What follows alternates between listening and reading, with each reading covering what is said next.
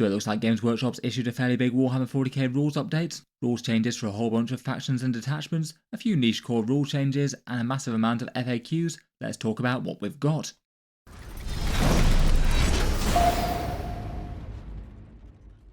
Hello and welcome back to Auspex Tactics, where today I thought we'd talk through the Games Workshop updates, and it looks like we've basically got the post-balance pass second wave of things they often do. This one maybe feels kind of unusually big for that kind of update. The sheer amount of downloads that Games Workshop has changed in one way or another is really quite massive, though admittedly a fair few of those have more small or peripheral changes. Many are just FAQs for very niche scenarios, but at the same time there's definitely a bunch of stuff that impacts things right at the top of their army list for some of the stronger factions out there.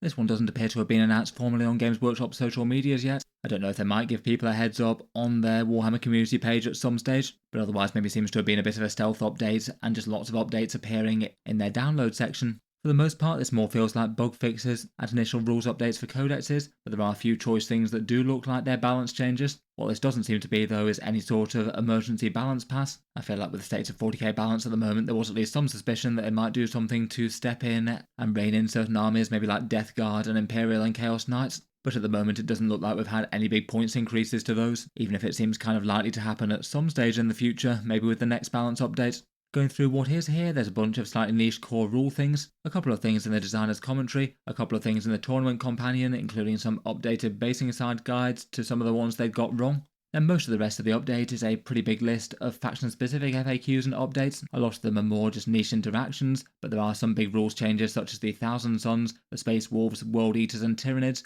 basically all of those seeing nerfs to important things, though the Thousand Suns got a few things for their rubrique. Otherwise, it looks like this is the update that makes the Space Wolves points go kind of tournament live. Previously in the field manual, they've had their index points listed alongside their codex ones, and now it's just the codex, and they're good for competitive events and stuff, and they receive their post-codex FAQ, and the same goes for their Chaos Knights as well, though they don't have much to say for those. Finally, the new Space Marine drop pods also got some new rules, and I'll cover them in their own video later in the day. Feels like a fun one for a small focused unit review.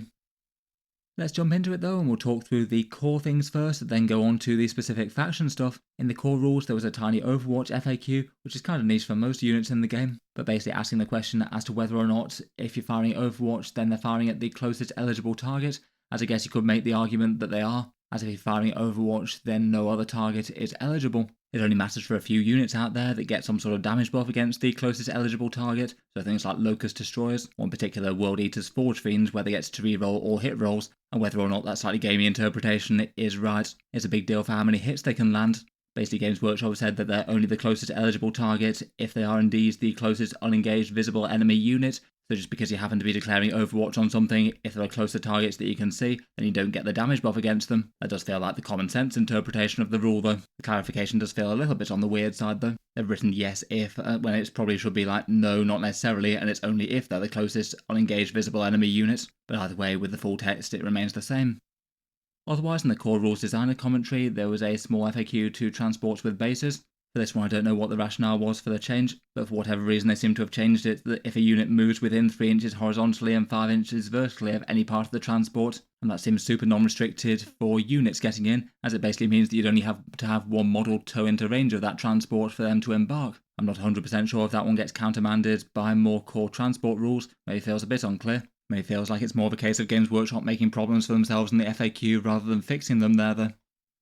Otherwise, for another niche core thing, in the tournament companion there was a small FAQ to the Cull the Horde. That's the secondary objective for taking down enemy units of big starting strength, so starting strength of 13 or more. And there's just a bit of clarification as to how that works with attached units. They give the example of Dark Communes and Accursed Cultists, where basically if with an attached unit it got to a starting strength of over 13, you'd only have to destroy the attached leader models if they were the factor that made the squad go over 13. So if you had Accursed Cultists with 16 in them and attached to Dark Commune, you'd only need to destroy the 16 model Accursed Cultist and then you'd get the points. But if you had a 10 model Cultist squad attached to Dark Commune, and that made them squad size 15, you'd need to basically destroy both of those units to get the points. That one seems sensible enough as a clarification.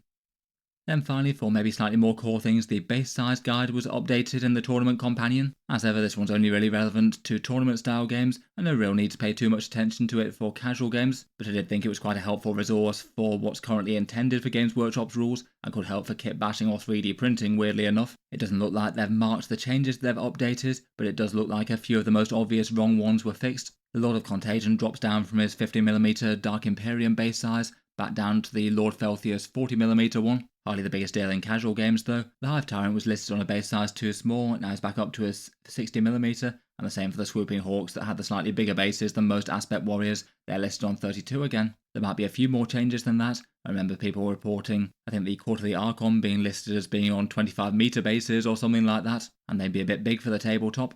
It still seems that the Defiler and the Soul Grinder are still listed on the 160mm basis, despite the Defiler never being packaged with that before. Maybe not the most helpful if you wanted to take one of those to some sort of official big tournament, though obviously no need to pay any attention to that for casual play. Overall, nothing too enormous for the core rules changes. It feels like some of the bigger and more impactful things come through certain faction updates. Before we get onto those though, I'll just give a quick shout out to today's video sponsor in Titans Terrain, who are one option amongst many to get a set of 40k terrain on the board. Their particular one doing things very different to most with their pop-up folding cardboard design. The idea behind their stuff is that you basically have 12 tiles to make a 45 by 60 inch board, so the right size for 2000 points Warhammer 40k. And then each of those tiles unfolds and up pops a building, so you basically have a battlefield that's ready to go straight away, and that means for its biggest unique selling points it can all fold into the same sort of size box as a standard board game, so it's just super easy to store and transport. If you happen not to have too much space at home, or space is limited if you're going around to play models at a friend's house or something. The folding design definitely comes with more pros and cons than most compared with other makers out there. I'll talk through a few of those at the end of the video. If you want to check out their stuff though, it'll be links down in the video description below. In any case, a big thank you to them for sponsoring this one. Let's get into some of the faction-specific updates though, and first up we have the Space Wolves. They've received both their Codex FAQ and also their Codex points are now live with no qualifications, as they're one of the armies that came out with a launch box that basically had the two sets of points available for quite some time, the Index ones with all their digital points, and the Codex ones listed alongside for their new book. Now it's just the Codex points that are listed, the Index points have gone away, and the Space Wolves Index has been taken down. I guess there'll be a short pause before they issue Legends document rules for all the removed stuff. Generally they tend to come out with those, I feel like, a few weeks after the Codex has been updated, or at least that's what's happened for some of the other armies. It might be sooner, might be later. In any case, for their actual points cost, it looks like everything's exactly the same as it was before. That's been the case for most of these big box rule sets, and it now means that we'll actually get to see some Space Wolves taken to tournaments and seeing what sort of army list people come up with. Will be fun to see what succeeds in the fires of battle. Alongside that, they've also had their Codex FAQ and errata document too, and that did contain one big nerf for the Space Wolves, and that was to the Iron Priest, who I must admit did feel like he had some slightly janky rules when the Codex came out. Basically his ability was to give rapid fire 1 to each weapon on a vehicle, which just for certain vehicles made him excessively powerful. In particular, the Predator Annihilator basically has 4 big punchy guns at 48 inch range, that's including the Hunter Killer missile, so basically if you give that rapid fire 1, then within 24 inches you basically double its firepower. That's just crazily better than you get out of a buff from a Tech Marine. Now though, it looks like they've changed the rules so that the rapid fire buff only applies to one gun on the targeted vehicle, and that is going to make the Iron Priest quite a lot more niche overall, unfortunately. It'll still be usable enough for things like the Ballistus Dreadnought and the Predator Annihilator, essentially getting an extra lascannon shot or something within close range. They'll probably most stand out now for the Gladiator Lancer, I guess. That's got a single big gun with 2 shots and a very long range, so easy enough to get within rapid fire. Turning that 2-shot gun into a 3-shot gun is definitely very intimidating. Looks like he went from fairly standout greats to a bit more niche though. Otherwise, they had a few small rules changes. There was a Beast Slayer enhancement that allowed you to lead Wolfen units, and that can't lead Dreadnoughts anymore. Not really too unexpected there, I guess they forgot the Wolfen pattern Dreadnoughts. Logan Grimnar's command point debuff doesn't stack with other things, so you can't stack with things like the Calidus Assassin, I suppose. And there was a small change to the Wolfgar Headtaker's prey ability, just to make sure that isn't turned off while they're in a transport, which I guess might mean that they wouldn't be able to nominate a new target if it was destroyed. No reason for that not to function while it's in a transport. There feels more of a problem with transports just turning off those rules altogether in a weird way that even reserves don't do. Maybe nothing too enormous on the secondary change type things. Maybe one change that I was expecting an FAQ about was Logan Grimnar's Deep Strike Turn 1 thing. From my reading of the rules, and I believe most people's, he should be able to deep strike turn 1, and that's using his datasheet ability even if he is off the board, and provided you've declared his units to go into strategic reserves and not into deep strike reserves. But for the amount of confusion and debate I saw about that, it would be helpful to have an FAQ to clarify it, just to presumably show that he definitely can use that in that interaction way. Overall though, changes that aren't too enormous. Might be annoying for people who have jumped on the Iron Priest and picked up a tank relevant for him though. Looks like he's far more niche and only really stand out good with a couple of vehicles versus the Tech Marine. For new Codex FAQs, we also had the Chaos Knight one, which didn't really have many changes at all. The only FAQ was to fix a typo to a Traitorous Lance stratagem. This one's the new version of the Knights of Shade one that allows you to phase through walls. Basically that stratagem had an error in it in the codex saying that you couldn't end within engagement range, but that was kind of at odds with the fact that you could use it in the charge phase. But now it's been modified to clarify the exact moves that you can use it on, which is basically all of them. And if it's a charge move, then you can end in engagement range, so nice to have that bug fixed. Otherwise though, nothing else they felt needed a tweak with Chaos Knights, at least from a rules functioning point of view. And as mentioned, no major balance changes to either Chaos Knights or Imperial Knights. I have been stomping a lot of other armies flat in the first couple of weeks since their big rules and points updates. Next up for the Tyranids, they got a couple of updates on their Subterranean Assault detachment. This was the new one that they had added in the balance pass. It's basically a small nerf to their tunnel network stratagem, the one that for one command point will allow you to take a unit that's within 9 inches of a tunnel marker and then basically just teleport it to within 9 inches of any other, setting up just greater than 6 inches away from enemy units. Really quite an enormous mobility one. It means that you could be moving things from your backfield into the front of the army, or taking really big threats from one side of the board and putting them on the other side, and potentially get a 6-inch charge as they do so.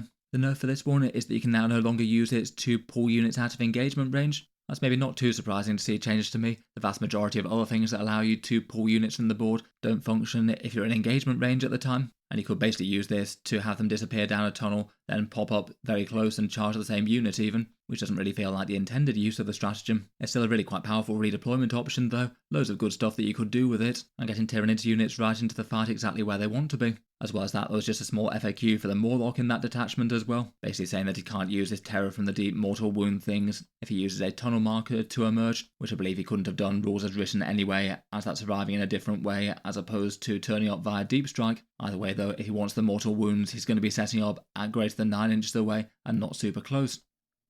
Next up, perhaps the biggest single nerf came to the Thousand Sons, though they did also get some positives for the Rubrique Phalanx in return. The Warp Meld Pact is the target of the nerfs, and that's the one that's the Zangor mutant focused detachment. Basically lots of support for those units where you can get easy +1s to wound or -1s to wound for taking a few mortal wounds on your units. This detachment was seeing some good success in tournaments, only a small number of people playing them versus the more balanced Thousand Sons like Grand Coven or Rubrique, but those that were using it were generally managing to do quite well. Basically the big nerf to this one is that it now only has its detachment rule applied to Zangors and Enlightened, so the infantry and mounted mutant units, and that means that Spawn can't use the +1 to wound or -1 to wound, and the Mutalith Vortex Beasts can't use it either. And they were easily the most efficient users of it, as it meant that you could have a great big tough monster that was -1 to wound and be nearly invulnerable to any weapons that have a strength lower than its toughness. It was far more worth using the +1 to wound on that great big shooting attack as opposed to Zangor weapons for the most part. It also had the wounds where just taking a few mortal ones and then feel no paining some of them away wasn't quite as critical as some of the other units. Overall, this one's a very big nerf to this detachment, given that most lists that I saw for this were spamming out 3 Mutalith Vortex Beasts, as you would given that they're the unit that works best with the detachment rule, and it just feels like the detachment's a lot more limited now. It's not like they were working with a great number of units to begin with, but now it's even fewer. On top of that, it looks like there's another further nerf to the Mutalith Vortex Beast that can give you a +1 to your Psychic test when you're channeling the Warp, and they say that this no longer stacks with further modifiers to that test. So I guess that wouldn't work with things like Araman, I suppose, who gets a native +1, and that's really quite a big decrease to his utility. Still definitely not awful, and feels like it'll be a good model for more mainline Thousand Sons, and still support all the Psykers that don't have buffs, but it still definitely makes it a bit less worth it for stacking multiple buffs all on one model to get that boosted effect. As mentioned though, it wasn't all bad news for the Thousand Sons. Their Chaos Rhinos finally gained firing deck. This one seemed like an obvious omission, given that all the other Rhinos get to have people fire out the top of it, but it was really quite an important one for the Thousand Sons, given that they've got some really big punchy shooting profiles with their Psyche attacks with say Infernal Masters, or various other sorcerers, or the Rubric Soul Reaper cannons firing out the top, and it gives you far more options for mechanised Thousand Sons rolling forward, and maybe blasting away with things while remaining safe if it makes more sense, or disembarking and getting their Psychic weapons with a +1 to hit and wound. Finally, there was also a change to the Vision Rubrique Infiltrator enhancement. This one allows you to have some Rubric Marines or Scarab Occult Terminators gain Infiltrate and start in the midboard, which is really quite powerful for such threatening units. You can now do that alongside attached characters, which you couldn't before. This one's written as an FAQ, but I think it's just an outright rules change. Definitely makes it a lot more impactful for the Scarab Occult Terminators that want a character in them anyway, and generally Rubric Marines want characters too, to take benefit out of their good rerolls and maybe provide buffs. Overall seems like a pretty enormous nerf to Warp Meld packs, but a solid enough buff to Rubricate Phalanx, and I guess the firing deck is handy enough for Grand Coven as well with its magical firepower. Next up for the World Eaters, the biggest change is a nerf to the Khorne Demonkin Summon Bloodletters stratagem. Again, I'm not really too surprised to see this one get changed, as it was just one of the slightly bizarre and weirdly powerful stratagems out there in 40k. Basically, any phase that a unit was destroyed, friend or foe, you could suddenly have Bloodletters appear nearby, essentially getting pretty much a 1-inch deep strike next to enemy units and still being able to charge. So you could have them just jump straight into the heart of the enemy army and start cutting things up and engaging other things. It's very, very easy to access, as you could either say gun down some things with shooting, or have them appear when your opponent destroys something potentially, or even trigger off units that you might destroy with mortal wound impact hits in a charge phase from say a big squad of juggernauts. Basically the changes for this one are that transport contents are now allowed to get out before the Bloodletters get set up. Previously, I think you could do some gamey things like shoot a transport dead, get Bloodletters out to stop the occupants getting out, and then maybe not all of them will be able to disembark or something. But more importantly, the bigger nerf is that they now must set up at least 6 inches horizontally from any enemy units. So basically they'd still get a very close deep strike, and they should be able to go on to make an easy charge if you say shoot something dead and then set up these nearby.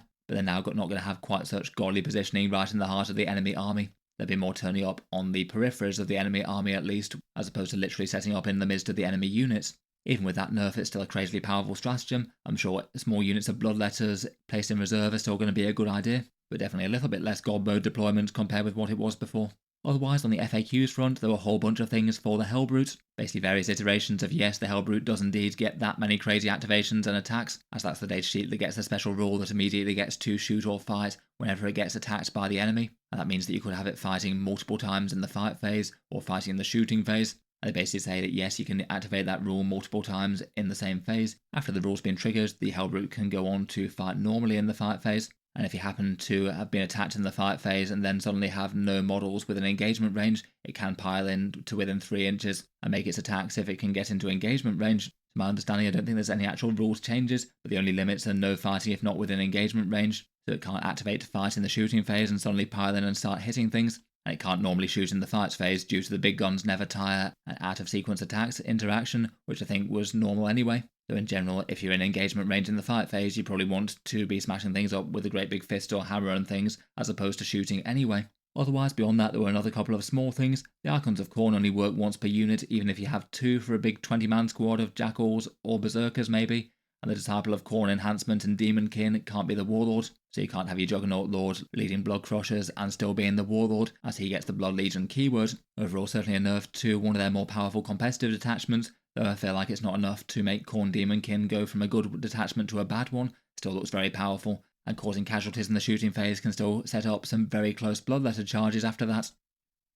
Next up, the Tau Empire had a rather extensive rewrite of their army rule. They basically got a new army rule in the last balance update, which basically did away with some of the previous restrictions and also allowed 1 spotting unit to mark 1 target, and then basically the entire rest of the army be guided against that target. So a big quality of life boost for the Tau Empire shooting phase, and not having to weirdly pair off units like they did before. The way they've written that rule did have a few issues though, so they made multiple revisions to it and have tightened up the wording in a bunch of ways.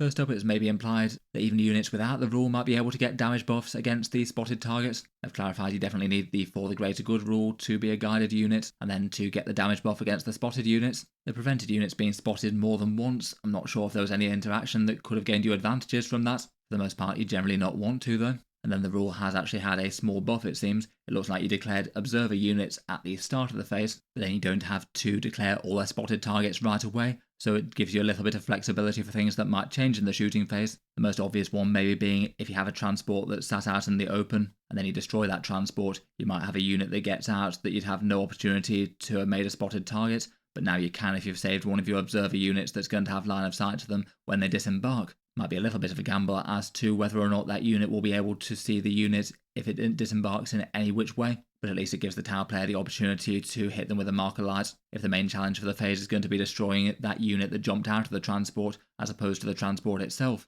Finally, they've also tweaked the wording to Kauyon. This one got rewritten in the last update to lose the sustained hits 2-bit. The new wording was a little bit ambiguous though. You got the sustained hits thing in the last 3 battle rounds, but it maybe wasn't 100% clear if you got the ignores modifiers bit for the entire game. The way I would have read it is that it would have been for the last 3 rounds. That did seem like the intention to me. They had made it super clear that it is indeed for the last 3 rounds and not for the entire game, so you only get any benefits from the Kauyon rule in battle rounds 3, 4 and 5. Overall, not really too many changes there. I guess a small helpful boost for things jumping out of transports, and hopefully the rule won't need any more tweaks and updates for the future, and it should be good for the rest of 10th now. Then beyond those changes, there were a whole bunch of smaller FAQs. I'd say the previous things were some of the biggest and more impactful ones, but there's a bunch of other roundups that generally applies to more niche situations. Aeldari basically had 5 different entries on the FAQs. The only one that seems to be a rules change is the Seer Council Unshrouded Truth, which is the teleporter unit style one. You're not able to use that on units that were set up on the board this turn. Potentially aims to stop shenanigans with Barroth dealing a bunch of mortal wounds and then being teleported to safety with 0 interaction. There's a couple of FAQs around the Talk of Morai Heg, which is a command point debuff one, though a little bit less powerful than the standard aura ones. It just clarifies the sequence of events and whether or not command points are spent or not regarding the command point increase, stating that aspect shrine tokens don't get kept on a surviving character for the unit if all the aspect warriors are dead, and saying that the Incarn does have to regenerate all the wounds that are rolled for on the D3. I guess that could allow it to use the lethal reprisal if it didn't regenerate up to full health, so it could be a reason that you wouldn't want to regenerate up to full life.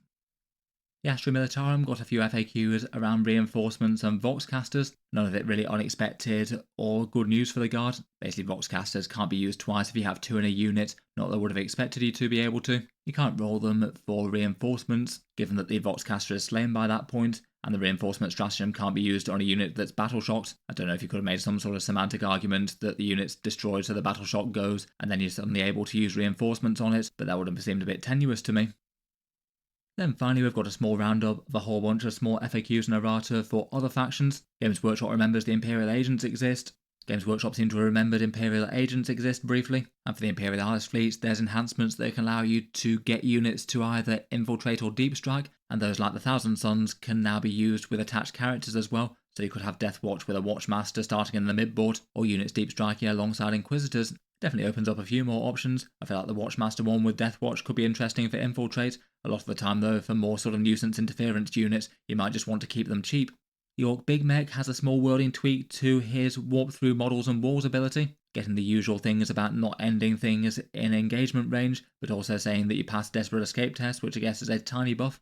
And there's a tiny thing for the Dark Angel's Wrath of the Rock stratagem, saying that you can't use Leonine Aggression to charge out of engagement range into another unit, again not really unexpected.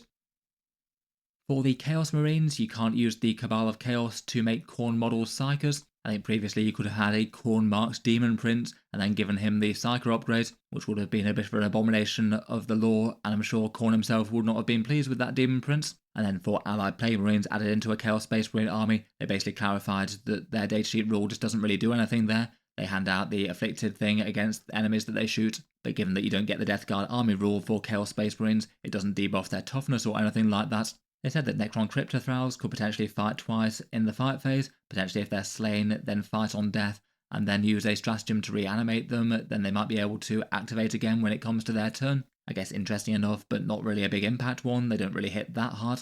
And a small one for the Emperor's Children Carnival of Excess, that's the Allied Slash Demons one, basically stating that you can get the 5+ critical hits on things with boosted sustained hits, like Shalaxi Hellbane's Purveying attack. Overall, there's definitely quite a lot of changes by volume, but most of it may be a little bit more niche compared with things like a mainline balance update. The majority of things won't change the way that most people play, but a bunch of them are super impactful if you happen to be playing one given army or detachment. Certainly very relevant for Thousand Suns Warp Meld, Khorne Demonkin armies, Tyranid Subterranean Assault, and the Space Wolves. Let me know your thoughts on the changes and how you'd rate them. We're hoping for more points and balance adjustments or not. Let me know your thoughts down in the comments.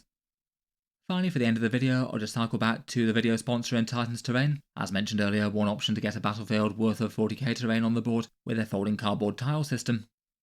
I would say that compared with most 40k terrain sets, they do have some bigger advantages and disadvantages. Could be really good for some people, though not so great for other people's purposes. As mentioned, I think the main advantage is being super easy to store on transports due to being able to fold completely flat and fit in a very small space compared with most terrain sets. It is far cheaper than a standard board of Games Workshop terrain, at least somewhat comparable to MDF, and rated on the cheaper side versus most of the third-party alternatives. It does have the advantage of not needing painting and assembly, ready to go immediately, which might not be the worst for people who have only got limited hobby time and want to spend that on their armies. For downsides, it is a bit less sturdy and hard wearing versus plastic or MDF, given that it's made of cardboard and designed to fold flat. It means that you need to take a bit more care of it, and it might not have quite so much load bearing, limited capacity for putting models in the top floors of buildings. The grid layout can also cause some issues for 40k games as well, potentially making a few too many firing lanes. I'd probably recommend just using maybe a couple of more normal bits of terrain on top of it, just another ruin wall or two to break up some of the biggest firing lanes there. A bit better for casual games versus hyper-competitive ones.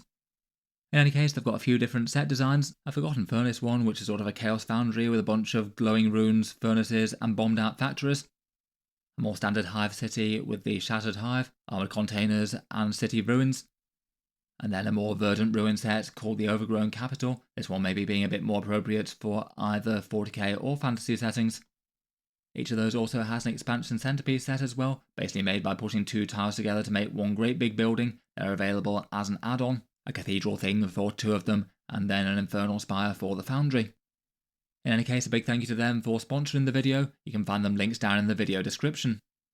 I'll leave this one there for now though. Let me know what you think of the rules changes, and feel free to subscribe to Auspex Tactics for more. I'll hopefully be back to talk drop pods in the not too distant future, so feel free to subscribe to the channel or check back later if you'd like to see that.